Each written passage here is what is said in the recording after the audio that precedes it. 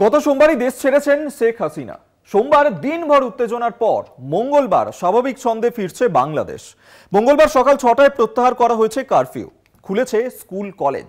এই পরিস্থিতিতে নিজ ভূমে ফিরছেন অনেক বাংলাদেশি নাগরিক। কেউ যাবেন নাটোর, কেউ নওগাঁ, কেউ বা নারায়ণগঞ্জ। ভারতে এসেছিলেন বিভিন্ন কারণে, এখন ফিরতে চাইছেন বাংলাদেশে। নিরাপত্তার স্বার্থে হাই অ্যালার্ট হিলি সীমান্তে। হিলি আন্তর্জাতিক স্থলবন্দর দিয়ে পাসপোর্ট ভিসার মাধ্যমে বাংলাদেশিরা নিজের দেশে যাওয়ার জন্য অভিবাসন দপ্তরে ভিড় জমাচ্ছেন। এদিকে সোমবার থেকেই বন্ধ আমদানি রপ্তানি। এপারে আসলে আমরা কিছু দেখতে পাচ্ছি না, যাবো কিভাবে বা কিভাবে করবো। যদি গাড়ি ঘোড়া চলে আমরা অবশ্যই চেষ্টা করবো পৌঁছানোর জন্য। যে ওখানে সব কিছুই খুলে দিচ্ছে, স্কুল কলেজ মাদ্রাসা বা অফিস, সরকারি কোনো অফিস আছে সব খুলে দিচ্ছে। আশা করা যাচ্ছে সব স্বাভাবিক হয়ে যাবে। আসলাম, যাবো, বর্ডার পার হয়ে চলে যাবো দেশের বাড়িতে। বাংলাদেশে আওয়ামী লীগের ১.৫ দশকের সরকারের পতনে স্বস্তিতে অনেক বাংলাদেশি নাগরিক। এই আবহে ভারত থেকে বাংলাদেশে ফিরতে চাইছেন বাংলাদেশিরা। রিজাইন করার পরে পরিবেশ উত্তাল ছিল, পরিবেশ এখন ভালো হয়ে গেছে, কারণ শেখ হাসিনা ক্ষমতা ছেড়ে দিয়েছে। এটা ছিল একটা স্বৈরাচারী শাসক। এই বাংলাদেশে কোনো ভোট ছিল না, বিনা ভোটে উইদাউট ভোটে সে 17 বছর থেকে ক্ষমতায় আছে। এই জন্য বাংলাদেশে একটা অভ্যুত্থান হয়েছে, একজন আমরা স্বস্তি নিঃশ্বাস ফেলছি। বাংলাদেশে যাওয়ার জন্য বহু মানুষের ভিড় ঘোজাডাঙ্গা সীমান্তে। শান্তিটা আমাদের বাড়ি হলো শেখ হাসিনার বাড়ির পাশে, আমরা চাই নেত্রী থাকলে ভালো হয়। আমাদের নেত্রী থাকলে ভালো। নিজেদের ভবিষ্যৎ নিয়ে উদ্বিগ্ন এদেশের ডাক্তারি পড়ুয়ারা। চিন্তায় মুর্শিদাবাদের নওদা থানার বেশ কিছু পড়ুয়া।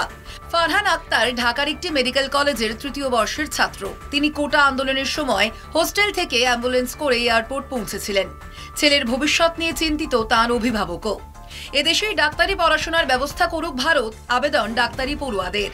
ওখান থেকে প্রাণ বাঁচিয়ে আসতে হয়েছে। ওখান থেকে সকাল রাত ভোরে ৩টের সময় ওখান থেকে অ্যাম্বুলেন্স করে এসেছি। তারপরে তখনও আস্তে আস্তে অনেক সমস্যা হয়েছে আমাদের।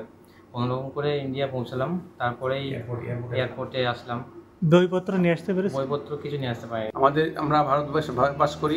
ভারতবর্ষের আমাদের সরকারের কাছে একটি আবেদন, যদি অনেক ছেলে, আমার ছেলের মতো অনেক ছেলে ওখানে পড়তো, তারা সকালেই চলে এসছে, তাদের যদি কোনো সুব্যবস্থা কিছু করা যায়, যদি করা যায় খুব ভালো হয়। বাংলাদেশে থাকা আত্মীয় স্বজনদের জন্য উদ্বিগ্ন এদেশে থাকা তাদের পরিবার। ১৯৭১ সালের আগে বাংলাদেশ থেকে এদেশে চলে আসা বাসিন্দাদের এখন একটাই দাবি, শান্তি ফিরুক বাংলাদেশে, বাংলাদেশে সুখে থাকুক আত্মীয় স্বজন।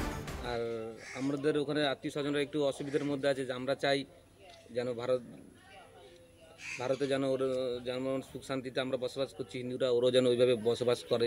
এটাই আর কি আমরা সরকারের কাছে আমাদের আবেদন। পেট্রাপোল বেনাপোল সীমান্ত পেরিয়ে কাজ করার জন্য বহু মানুষ বাংলাদেশ থেকে ভারতে আসেন। সীমান্তে ভারী পুলিশ মোতায়েন। কলকাতা টিভি।